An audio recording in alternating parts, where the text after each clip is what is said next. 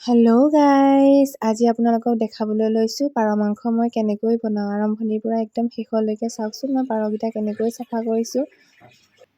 গৰম পানী দি পাৰকেইটা ভালদৰে নোমখিনি উঠাই লৈ পিনি ধুই মেলি লৈ পেলাই এতিয়া মই এইখিনি অলপমান পুৰি দিছোঁ। জুই নাই কাৰণে গেছতে পুৰিব লগা হৈছে। কাৰণ ভালকৈ যদি এনেকৈ পুৰি নলওঁ তেতিয়া অলপমান নোম চুমবিলাক থাকিব পাৰে আৰু সেইখিনি স্বাস্থ্যৰ কাৰণে একেবাৰে উপকাৰী নহয় আৰু হজম নহয়, যিহেতু নোমবিলাক থাকিলে আৰু সৰু সৰুকৈ অলপমান কিবা কিবি থাকে।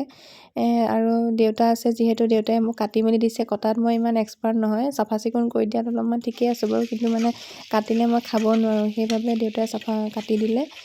কটাৰ পিছত মই এতিয়া এয়া দেখিছে নহয় কেনেকৈ বনাইছোঁ। মানে ইমান মেহনত কৰা নাই আৰু কলডিলৰ লগত পাৰটো যিহেতু বহুত মিলে, কিন্তু মই কলডিলৰ লগত বনোৱা নাই। এনেদৰে অলপমান মানে চিম্পুলকৈ জালুক চালুক দি মেলি অলপ অমিতা দিছোঁ, এনেকৈ কৰি বনাবলৈ লৈছোঁ। কিন্তু এতিয়ালৈকে মই মছলাখিনি দিয়া নাই, সোৱাদ অনুসৰি মই নিমখ আৰু হালধি এইবিলাকে দি লৈছোঁ।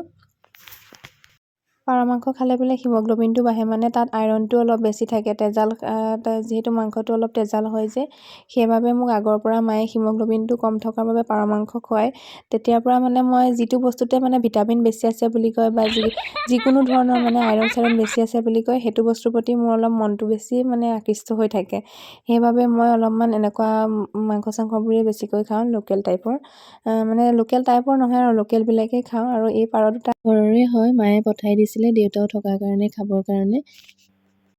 ধুনীয়াকৈ মই ইয়াত বেলেগ মছলা দিবৰ কাৰণে লোৱা নাই, তাত অকল আদা নহৰু আৰু কেইটামান জালুক দিছোঁ।